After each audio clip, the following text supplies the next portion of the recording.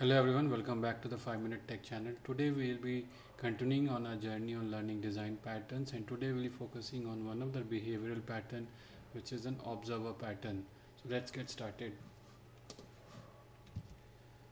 So this is the full set of design patterns which we'll be going through in this series, and today we'll be focusing on the observer pattern, which belongs to the category of behavioral pattern, which is the way the communication happens between a class and an object. Observer pattern. The intent of observer pattern is to define a one-to-many dependency between objects, so that when one object changes state, all its dependencies are notified and updated automatically. It could be thought of like any observers implemented in the client side. Example, in Angular we have observers and subscribers and any other pub sub model which you would have worked upon. Now, observer pattern UML diagram.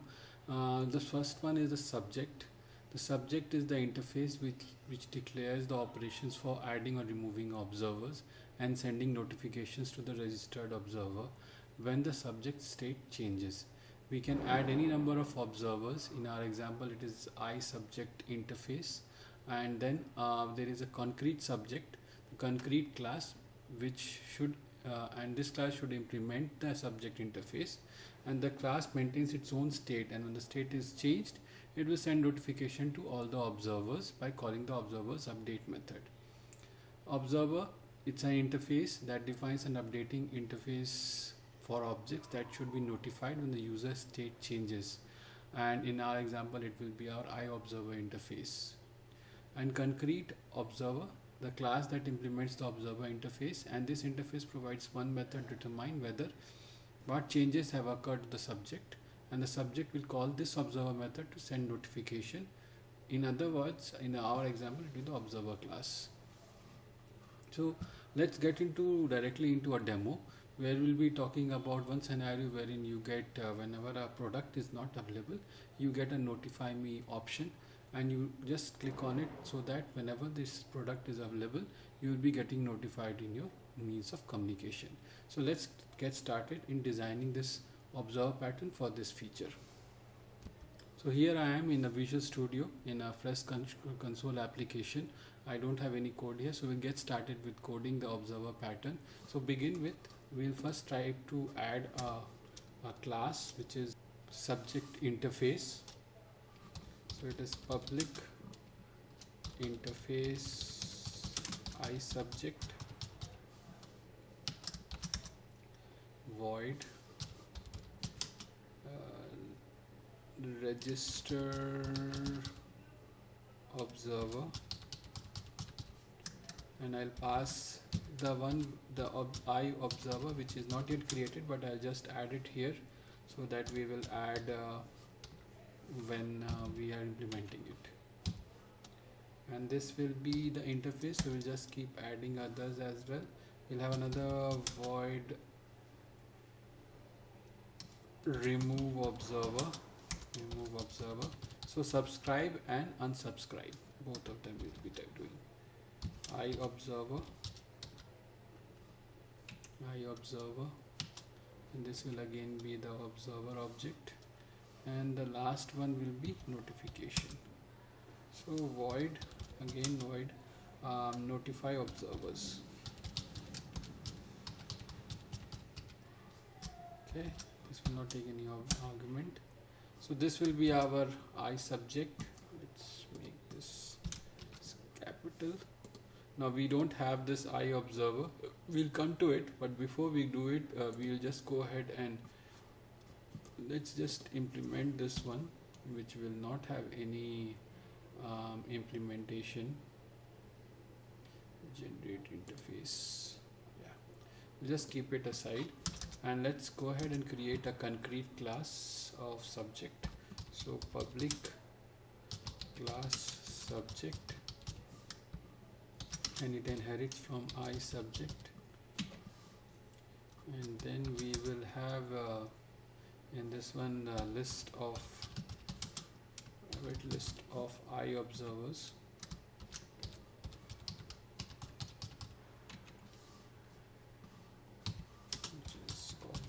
was object equals to new stuff iObserver, and then we will have so we are targeting a product, right? So private string product name same, we'll just make it a property get set, and then we will have private and product ID. Again, this will be, we'll just get set. Okay, so next one is our one more thing, we need availability when it is becoming available. So public string availability set.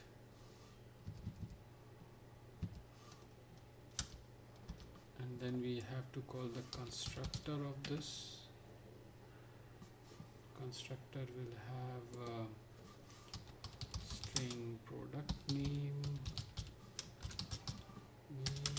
int product ID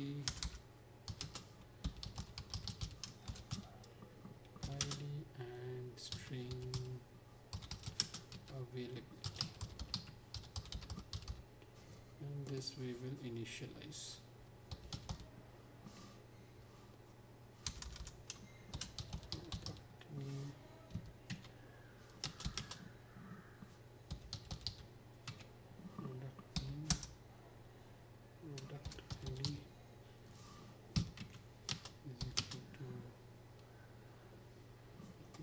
Implement this, then I will start getting into this. Okay, yeah. Product ID and availability is equal to, so availability is equal to availability, and we have we will have to implement this interface, these three interface methods. And what we do is, so I paused the video and just added some code in the subject. The subject now has the implementation of iSubject, which is register observer, remove observer, and notify observers. So the register observer will add our observer to a collection of observers, list of iObserver. The remove observer will remove the particular observer, and notify observer will iterate through the list of observers and notify the availability of the particular product to the observer. Along with that, there are two methods which are for the usability right now, wherein I get the availability and set the availability on and notify the observers here. So based on this, there are two new items of iObserver, which has a method of update, whereas a class which implements the observer. So we also have an interface called iObserver, which is implemented by the observer class, concrete observer, which has its observer as a username. It has add subscriber, remove subscriber, and update methods. So we'll move ahead and consume this implementation now. So we'll go ahead and add an instance of a subject which we have created. We'll create a new instance of the subject, add the particular product. So for example, if it is Lee Cooper shorts, for example, and we have the product ID as 123, and then it is in the state of out of stock. So right now it is out of stock.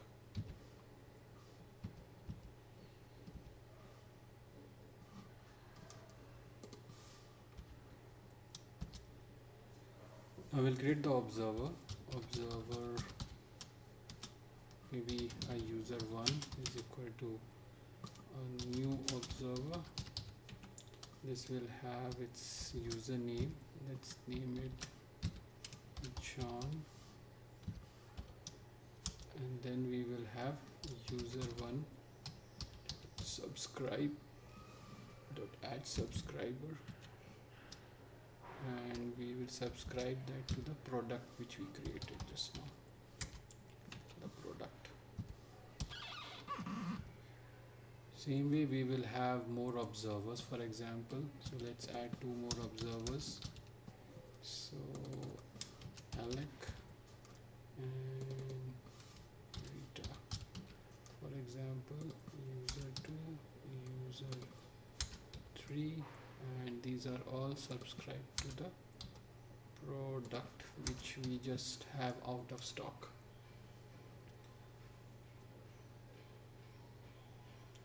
Now what we will do, we will just add some console write line. So we have added 2 console write lines. One is to check the current availability, get availability, and then we will do is we'll set the availability with this product dot set availability, and we will try to make it available,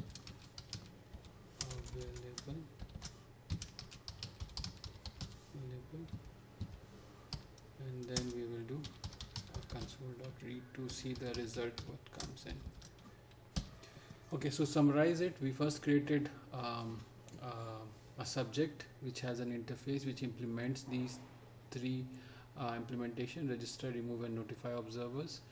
Subject has a list of observers and the 3 properties: product name, product ID, and availability. It has get availability and set availability along with the register observer, remove observer, and notify observers. And now all these observers is basically just a class which has a specific username, and it has implementation to add that as a subscriber, subject as a subscriber, remove the subject as a subscriber, and update. Along with that, it is implementing an iObserver, which is the update based on the availability. Now let's run this project and see what is the output. As you see, we have added observers: John, Alec, Rita. This availability of the Lee Cooper shot was out of stock. Now we called the set availability and we have set it to available, and now product ID was available, and we notified the user, and there is a spelling mistake here, but the product is now available. So that was the implementation for the observer pattern. Coming back to our slide, when to use observer pattern: when a change to one object requires changing others, you don't know how many objects needs to be changed, and when an object should be able to notify other objects without making assumption about who those objects are. Now how to implement observer, you just saw. We had multiple users which were registered as an observer for a product which was a subject, and we create a subject interface, a concrete subject, then an observer interface, and a concrete observer, and then we implemented a client which will do those publish and notify the users. The use case of observer pattern: stock market data updates is one of the use case. Then event handling in web development. As I mentioned, in Angular we have the subscribers and publishers, and the weather monitoring system, traffic management system are other 2 use cases for the observer pattern. The pros and cons of observer pattern: loose coupling is one of the good features, wherein the subject and the observers are very loosely coupled, and the subject knows nothing about who are the subscribers except that they implement the observer interface. And the dynamic relationship: you can add and remove observers as you wish dynamically. Broadcast communication: the subject broadcasts notification to all the interested observers without knowing their details. And the one downside, the con side, is there is no specific order in which the subscribers are notified. So that's pretty much about the observer pattern. Hope you like this video. If you like the video, press like and subscribe to the channel. Have a nice day.